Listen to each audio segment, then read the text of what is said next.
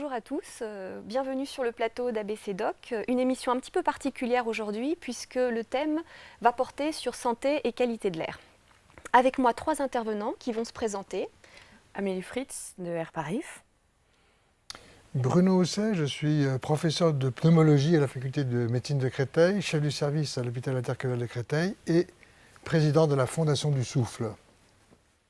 Et Sophie Ponce, je suis inspectrice dans l'Académie de Créteil. Et donc je vais me présenter également, Cécile Jahan, je suis de l'Université Paris-Est Créteil, l'université qui pilote le projet qu'on va vous présenter aujourd'hui et qu'on va discuter pendant cette émission. Alors pour démarrer, peut-être quelques mots sur le projet avant de vous repasser la parole. Donc un projet qui réunit un consortium de beaucoup de partenaires qui sont tous des experts du thème santé et qualité de l'air. Parmi les partenaires, l'Université Paris Diderot en fait partie, l'Éducation nationale, le ministère de la Santé. Donc un consortium très riche qui ensemble a décidé de s'attaquer à cette problématique complexe qu'est la qualité de l'air et la santé. Alors Air Paris, est-ce que vous pourriez nous expliquer déjà les raisons de votre participation à ce projet et puis quel est votre rôle dans ce projet santé-qualité de l'air? Alors Air Paris, c'est l'Observatoire de la qualité de l'air en Île-de-France. La qualité de l'air est une problématique majeure en France, en tout cas pour les citoyens. Les gens se soucient de cette problématique environnementale. On a en Île-de-France on a 1,4 million de franciliens qui sont surexposés à des niveaux de pollution, dont plus d'un Parisien sur 2.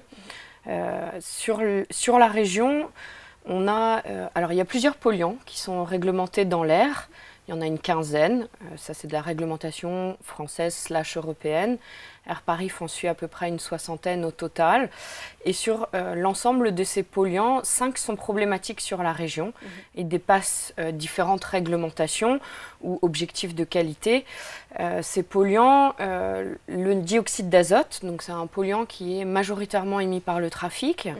Les particules, PM10 et PM2,5, donc réglementés sur leur taille, PM10 inférieur à 10 micromètres, PM2,5 inférieur à 2,5 micromètres, donc encore plus petites, qui ont des sources diverses, aussi bien le trafic, le chauffage, l'industrie et l'agriculture. Le benzène, qui a aussi une origine liée au trafic, et l'ozone, qui est un polluant qui est qui n'est pas directement émis par l'industrie, le chauffage, etc., mais qui intervient notamment indirectement en lien avec le trafic sous l'effet des UV. Donc on a ces polluants qui sont problématiques sur la région, avec des niveaux qui malgré tout baissent ces dernières années. Ça c'est le côté positif, on respire quand même mieux aujourd'hui qu'il y a quelques années. Des actions qui ont été prises au long terme ces dernières années ont un effet positif, donc on respire mieux, mais malgré tout on a toujours une problématique dans le cœur dense. On peut éventuellement interagir un peu parce que là on a quand même vécu un épisode de pollution particulièrement élevé et prolongé en décembre dernier. Tout à fait. Donc ça s'améliore, mais on a aussi ce type d'épisode. Ça s'améliore. Même au niveau des pics de pollution. En 2012, par exemple, on a fait 44 épisodes de pollution.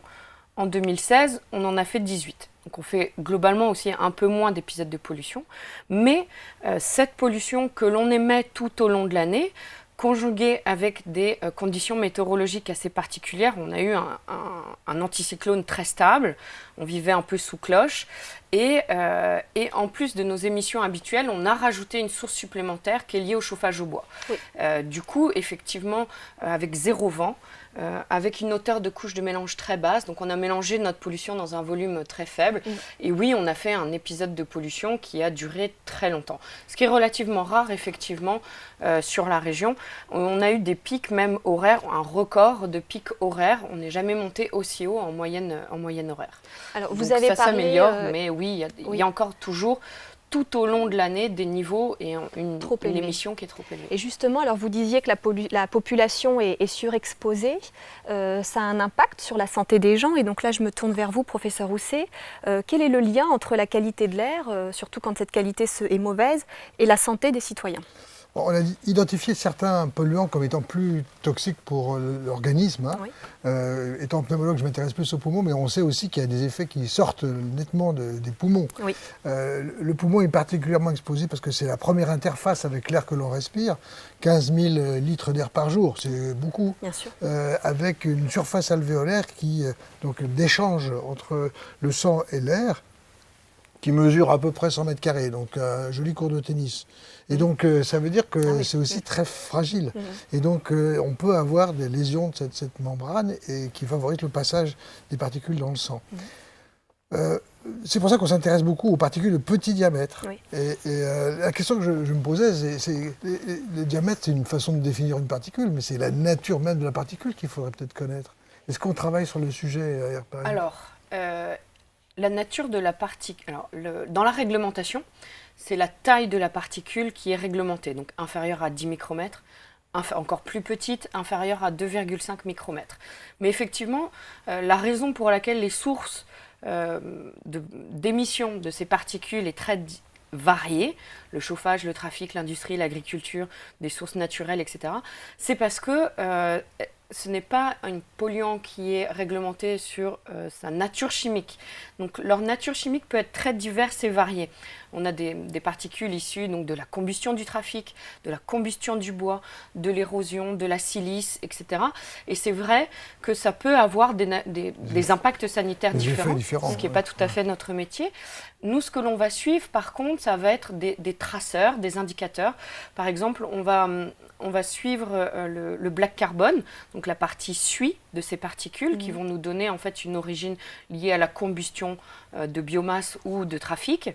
Et puis après aussi, on a des compositions chimiques des particules en temps réel qui vont nous indiquer effectivement quelle est la source ou quelle est la nature de cet épisode de pollution. Est-ce que c'est un épisode de pollution du coup plutôt lié au chauffage au bois, plutôt lié au trafic, plutôt lié, on a eu en septembre 2014, si je ne me trompe pas, un épisode de pollution lié à l'éruption volcanique en Islande au nom imprononçable, où on était sous le panache du volcan. Donc, mais c'est bien grâce à cette composition chimique des particules en temps réel qu'on peut savoir justement d'où vient cet épisode de pollution. Ce que je veux dire, c'est qu'en fait, la nature des manifestations respiratoires ou cardiaques dépend aussi peut-être de cette nature. Et pour l'instant, on n'a pas ces indications, parce que ce n'est pas mesuré en permanence, on n'a pas l'information. Mais pour l'instant, l'information que l'on a, c'est essentiellement la taille des particules. Et on sait que les particules de petit diamètre sont les plus toxiques et vont donner, sur le plan respiratoire, des maladies respiratoires chroniques. Oui. On sait aussi qu'il y a une plus grande fréquence de cancer du poumon. Absolument. Mais dans les explications des causes de mortalité, la mortalité d'origine cardiovasculaire est particulièrement importante, avec une augmentation de fréquence des infarctus du myocarde, des accidents vasculaires cérébraux. On a actuellement, avec des études épidémiologiques extrêmement puissantes, la possibilité d'identifier en fait d'autres pathologies liées à l'exposition à un air de mauvaise qualité, par exemple des maladies endocriniennes, le diabète ou des pathologies cognitives. Donc on commence à trouver d'autres effets en fait, négatifs de la pollution, en sachant qu'il faut distinguer les effets aigus lors d'un épisode de pollution des effets à long terme. Oui, tout à fait. Et donc ça, c'est quand même un point sur lequel on voit actuellement apparaître de nouvelles informations. Alors on voit que la problématique, elle est très complexe, hein, aussi bien d'un point de vue, je dirais, technique, chimique, que d'un point de vue sanitaire. On a beaucoup d'informations, il y a énormément d'articles sur la pollution de l'air, on en parle à la télévision, on en parle à la radio. Donc c'est un vrai sujet d'actualité qui est pourtant pas toujours facile d'accès aux citoyens, aux jeunes, à leurs parents, à tous les gens qui finalement vivent en ville ou ailleurs et qui respirent cet air et qui reçoivent cette quantité d'informations et ne savent pas forcément quoi en faire. C'est la raison pour laquelle dans ce projet, il y a un volet important qui est former, informer, sensibiliser, prendre conscience et on a décidé donc de toucher un public particulièrement visé qui est les jeunes et c'est la raison pour laquelle on a souhaité associer l'Académie de Créteil, l'Éducation nationale qui va nous accompagner dans ce projet. Est-ce que vous pourriez, Madame Ponce, nous expliquer le rôle de l'Académie dans ce projet et pourquoi c'est important d'avoir choisi les jeunes comme public cible pour la formation que nous voulons développer sur santé et qualité de l'air ? Alors effectivement, pour l'Académie de Créteil, c'était particulièrement important de participer à ce projet pour plusieurs raisons. D'abord parce qu'il s'inscrit dans la formation citoyenne des élèves. Il est donc particulièrement important pour nous que nous puissions outiller les professeurs de manière à transmettre, à apporter aux élèves des informations scientifiques, fiables, objectives, qui vont leur permettre de faire leur choix. Parce qu'on est bien dans cette dimension-là, quand on fait de ce que nous appelons de l'éducation au développement durable ou de l'éducation à la santé. On est dans cette formation de l'élève, futur citoyen, capable de faire ses choix éclairés, basés sur des arguments et des informations scientifiques objectives. Donc c'était un projet qui était vraiment important, aussi par sa dimension, j'allais dire, extrêmement large, dans le cadre de ce fonds à financement européen FEDER, qui nous permettait effectivement d'envisager une diffusion de ces modules numériques que nous allons participer, que nous allons produire ensemble. Alors effectivement, donc on a abordé un petit peu le volet formation de ce projet. Il y a aussi un autre public que l'on vise, ce sont les médecins, les professionnels de santé et également ce qu'on appelle les professionnels de l'environnement, c'est-à-dire toutes les personnes qui sont amenées à un moment donné à intervenir pour améliorer la qualité de l'air. Et cette intervention a des conséquences sur l'aménagement du territoire, les transports, etc. Pour la formation des médecins en particulier, professeur Housset, dans quelle mesure c'est important que les médecins soient formés sur ces questions-là? Est-ce que vous avez l'impression que finalement le professionnel qui est un médecin a besoin d'être plus au fait des liens entre qualité de l'air et les pathologies que vous avez citées? Est-ce qu'il y a un manque au niveau de la formation et du coup, est-ce que c'est pertinent de proposer ce type de module pour accompagner les professionnels de santé à mieux diagnostiquer des pathologies, à mieux prévenir pour améliorer les conditions des patients? Absolument. Pour moi, c'est parfaitement pertinent parce qu'il faut que le médecin puisse répondre aux questions que se posent le grand public et puis les gens qui viennent les voir pour une pathologie. Et il faut qu'ils puissent les conseiller sur ce qu'il faut faire, comment s'informer. Airparif a développé des applications qui sont disponibles sur smartphone, sur Internet, qui permettent de savoir quelle est l'évolution de la pollution, quelle est l'évolution à venir de la pollution.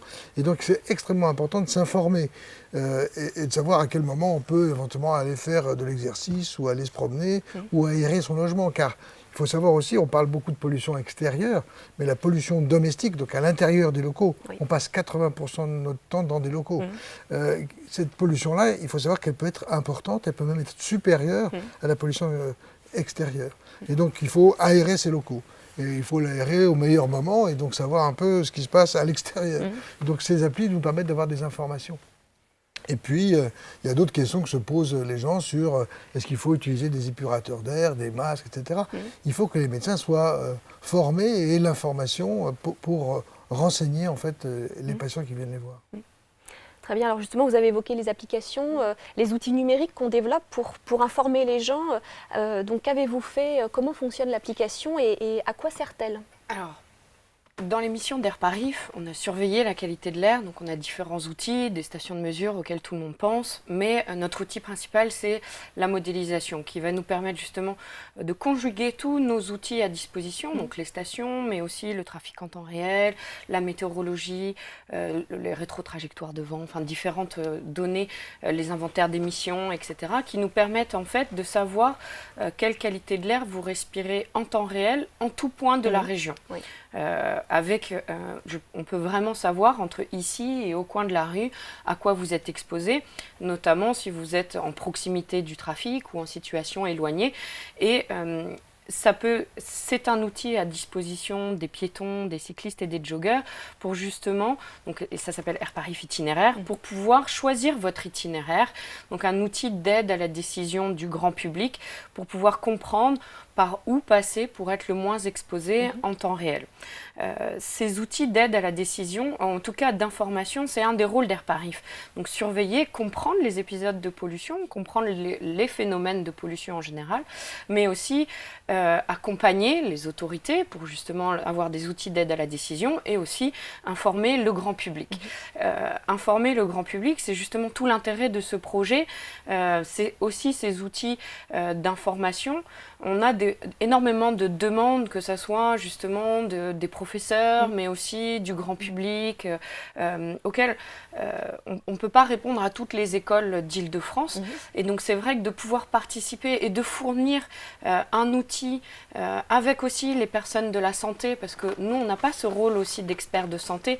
Donc ce travail conjugué à destination justement d'un public jeune, mais aussi spécialisé, ça répond à une de nos missions et c'est vraiment très important. En fait. Un des points importants, c'est aussi l'aspect politique des choses. Oui, absolument. Donc la sensibilisation du grand public, c'est aussi un levier important pour convaincre les politiques qu'il faut s'occuper de ce problème de façon active. On voit dans le monde, ce n'est pas retenu par l'ensemble des dirigeants des différentes nations, malheureusement. Et donc on peut espérer qu'en France, ce soit le cas et qu'on puisse prendre en compte la pollution, la qualité de l'air, en particulier la détermination des normes.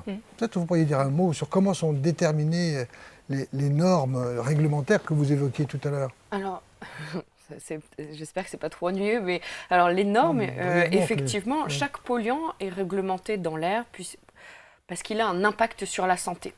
Donc pour ce faire, l'OMS va l'Organisation mondiale de la santé. L'Organisation mondiale de la santé va donner des recommandations sanitaires, donc des recommandations à ne pas dépasser.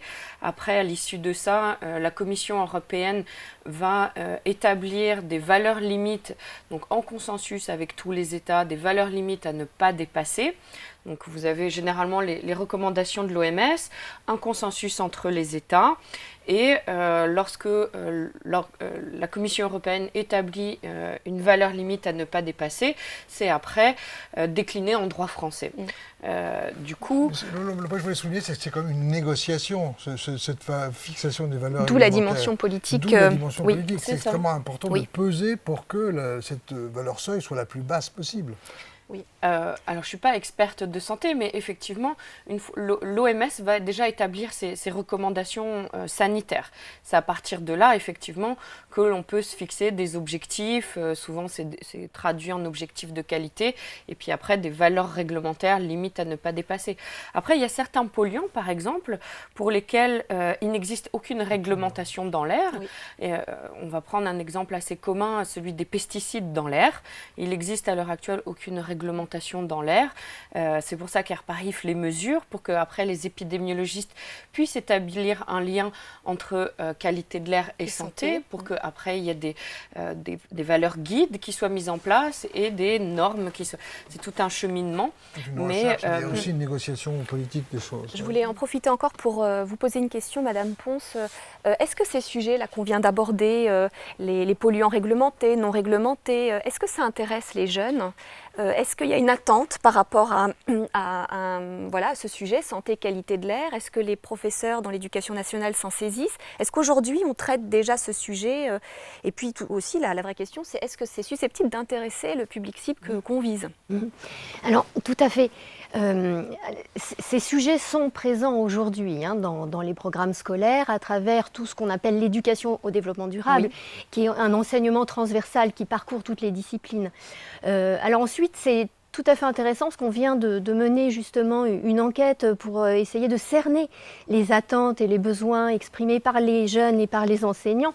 Et il ressort que si une grande majorité a déjà entendu parler de la qualité de l'air, en revanche, assez peu a le sentiment de maîtriser ce qu'est la qualité de l'air. Chez les premiers retours chez les enseignants qui ont répondu à cette enquête, 30% seulement disent avoir le sentiment de maîtriser la notion de qualité de l'air. Donc il y a une réelle attente. C'est pour ça que ça nous paraît important de leur apporter à la fois un outil pour se former, mais aussi des ressources, des mesures, des données qui vont leur permettre à ces professeurs de construire leur enseignement en direction de leurs élèves. Alors, plus précisément, effectivement, les attentes vont concerner ces normes. Certes, il est absolument important que les élèves, les citoyens de demain, comprennent la réglementation qui régit finalement le système dans lequel nous vivons en France. Et puis, il y a beaucoup d'attentes de la part des jeunes sur leur quotidien, sur leurs activités de tous les jours, ce à quoi ils sont exposés, et les gestes auxquels ils peuvent réfléchir justement pour limiter leur exposition ou pour agir en faveur de l'environnement. Donc on est à la fois sur cette réflexion, encore une fois en termes de citoyenneté, de choix, et puis en même temps cet enrichissement des connaissances des élèves et des professeurs, puisque je le redis, les professeurs sont eux-mêmes très en attente d'informations sur ce sujet.